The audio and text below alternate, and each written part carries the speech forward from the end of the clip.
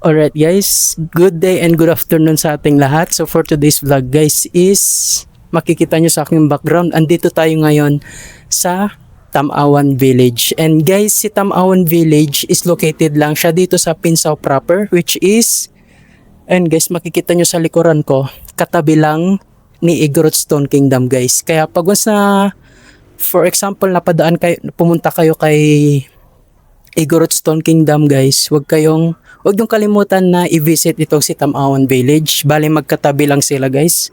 Actually guys, pwede nyo ngang lakarin mula doon hanggang dito. Ayan.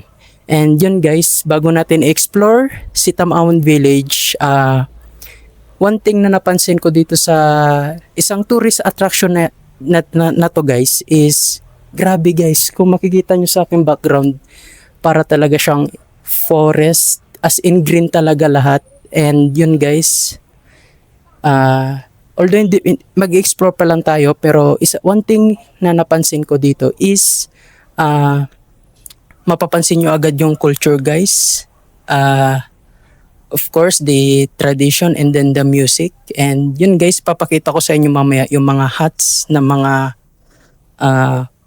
the Cordillerans dito, at saka yung mga paintings, arts and galleries nila dito guys. And yun guys, napansin ko pagpasok natin sa main entrance is, yun guys, meron silang cafe or restaurant dito. So yun, check natin yun mamaya. And yun guys, bago ang lahat, do not forget to like, share and subscribe guys sa ating YouTube channel. So ano pang hinantay natin guys? Let's go! Tatago sa malamig na kamundukan ng Baguio City ang isang mapayapang sanktuaryo kung saan nagsama-sama ang sining, kultura at tradisyon. Maligayang pagdating sa Tamawan Village. Kilala bilang Hardin sa Langit, ang Tamawan Village ay higit pa sa isang destinasyon na turista. Ito ay isang buhay na museo na nagdiriwang sa mayamang pamana ng Cordilleras. Guys, pagpasok mo, mararamdaman mo kaagad ang katahimikan ng kalikasan. Napapaligiran ng nagtataasang mga pine tree, mga stone pathway at mga tradisyonal na kubo. Parang bumalik ka sa nakaraan ng lugar. Ang pangalang Tamawan ay nangunguhulugang vantage point sa lokal na dialekto. At totoo nga, ang nayong ito ay nag-aalok ng parehong makapigil hiningang tanawin at mas malalim guys na pananaw ng katutubong kultura. Isa sa mga pangunahing tampok dito ay ang koleksyon ng mga authentic na reconstructed traditional na kubo mula pa sa iba't ibang tribo ng rehiyon ng Cordillera, lalo na ang Ifugao at Kalinga. Ang mga kubo na ito ay maingat na inilipat at muling itinayo upang mapanatili ang kagandahan at ang pagkakayari ng mga ninuno. Ang bawat struktura ay nagsasabi ng isang kwento ng kaligtasan ng buhay, komunidad at tradisyon. Ngunit ang Tamawan ay hindi lamang tungkol sa kasaysayan. Ito ay tahanan din ng pagkamalikhain. Sa loob, makikita mo ang mga art gallery na nagpapakita ng magagandang painting, sculpture, at lokal na likhang sining na gawa ng mahuhusay na Filipino artist. Ito ay isang perpektong timpla ng mga lumang tradisyon at modernong artistikong pagpapahayag.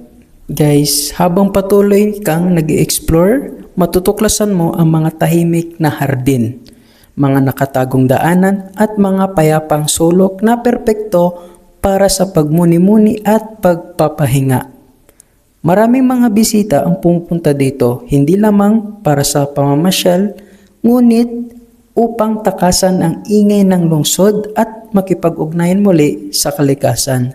So, guys, isa si Tamawan Village isa sa mga napaka-perfect guys na tourist attraction.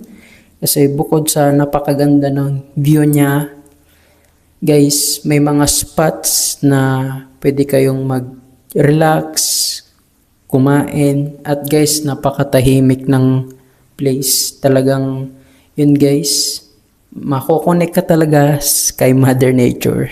Kaya, kung bumibisita ka sa Baguio City, Huwag niyong palampasin guys ang pagkakataon na maranasan si Tamawan Village. Ito ay hindi lamang isang simpleng tourist spot, kundi ito ay isang paglalakbay sa kultura, sining at kaluluwa ng Cordilleras. Ito ang Tamawan Village kung saan nabubuhay ang tradisyon at hindi kumukupas ang kagandahan nito. Kaya isalin nyo na rin ito guys sa inyong bucket list pag once na nagplano kayong i-visit si Baguio City. At yun na nga guys, yan nakapag-order na tayo dito kay Tamawan Cafe. And yun guys, I am so very excited kasi saktong-sakto upon checking sa menu nila, andito yung pinaka-favorite natin guys. Walang iba kundi si burger tsaka si mango juice. And yun guys, ang tawag nila dito is Tamawan Burger. Made burger patty top with cheese served with salad or chips. Tsaka si mango juice naman is fresh blended mango with sugar syrup. Guys, grabe. Wala akong masabi sa food nila. Kahit ito lang yung in-order natin tonight. And yun guys, kakatapos lang natin kumain. And yun guys, bago ko i-end itong panibago nating vlog, yun guys, gaya ng pag-rate natin kanina kay Tamawan Village, 10 over 10 guys. Sa labas pa lang guys, mapapansin nyo na agad yung culture, yung mga arts, paintings. Grabe guys, wala akong masabi. And first time ko actually makapunta dito kay Tamawan Village din, no. And yun guys, dun din pala sa cafe nila guys, highly recommended siya guys. Ang sarap ng food. So kanina yung in-order natin is isang drinks na mango shake, and then burger, Tamawan Burger yung pangalan nun, with salad, vegetables. Grabe guys, ang sarap. So ayun, 10 over 10 guys. And i-visit nyo na to guys, si Tamawan Village, katabi lang ni Igorot Stone Kingdom guys. And yun guys, thank you sa lahat ng mga viewers, supporters natin yan dyan guys. And yun guys, don't forget to like, share, and subscribe sa ating YouTube channel guys. So yun guys, antabayanan nyo na lang yung susunod nating vlog, kasi yun nga, itutuloy na natin to guys, tuloy-tuloy na to. And yun guys, see you next. Thank you.